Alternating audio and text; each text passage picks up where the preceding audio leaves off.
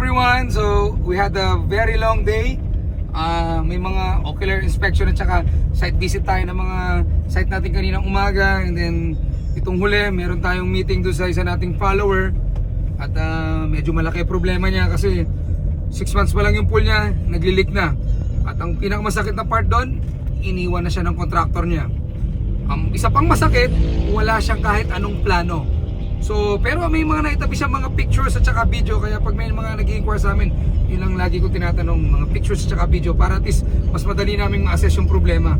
Pero ang nakakalungkot doon, nung nakita ko yung video at saka pictures, alam namin mali ang pagkakagawa. Kaya again, kahit anong gawin mo doon, maglilik at maglilik yun.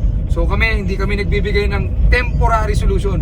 Kagaya ng iba, puro temporary solution, puro band-aid solution. Kami, long-term solution ang binibigay namin. Magastos pero at least sureball at hindi pa ulit-ulit ang gastos sa may-ari. So, tuloy si Tusay. Have a great day everyone.